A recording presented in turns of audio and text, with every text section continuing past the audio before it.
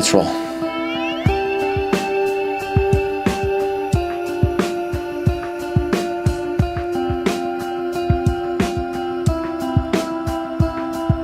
Hello, my people, and welcome to another day of telling stories. I'm really excited you're here. If this is your first time, I'd like to say welcome.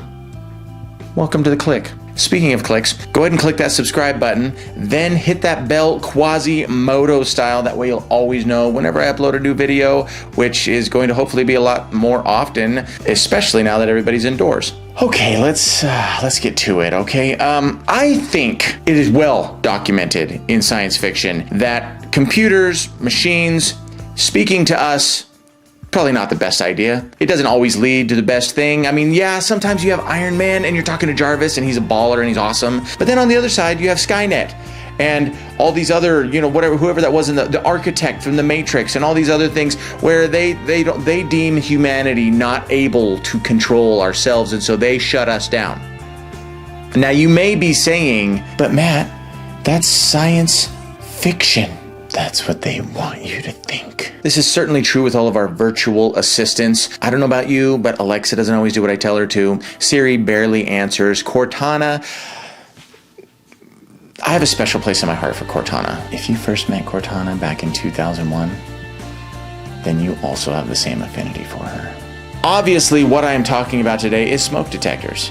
I know, you didn't see it coming either. Speaking of which, what is with smoke detectors? I have lived in my wonderful house now for 4 years. I don't understand it. They always go off in the middle of the night. I'm saying it. I feel there should be a law enacted, an amendment if needed, to make all smoke detectors have an early warning system for daylight hours only. I know you agree with me. Give me that thumbs up to tell me you agree. Come on. The same smoke detector, the same one, has gone off at least once a year. I know I've changed the battery in that thing at least 4 times. One other smoke detector in my whole house, one, has lost its battery. Now that I say this, I'm beginning to think I have a faulty smoke detector.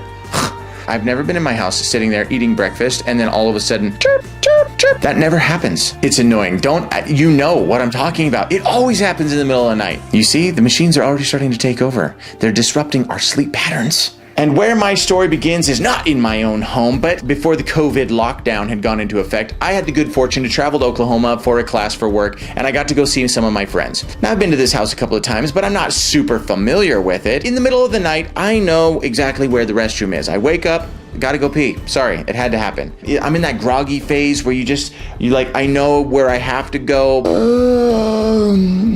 But I'm still in that weird transitional whatever. Is that a word? I think it is. Transitional period. It's translutional. I'm looking that up as soon as I'm done filming this. And for some reason in this house, I'm upstairs. My room, the guest room, is upstairs in the corner, and the hallway is like forever long. It's like it's the longest hallway you've ever seen. I'm walking down when a voice rings out. Warning! Now, I would love to tell you that my reaction to said voice was... But in all actuality, it was more like...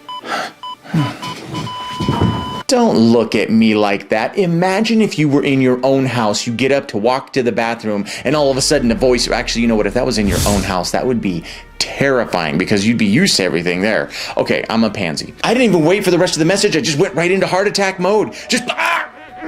You know that feeling of fear where you're just like locked in place and you're like, oh, I want to go somewhere, but I can't. Well, I mean, it continued on from warning to battery's low. I feel the inventor of said smoke detector must have done this on purpose because it went from like terrifying imminence to just wanted to give you a heads up. Needless to say, I didn't have to go to the bathroom anymore.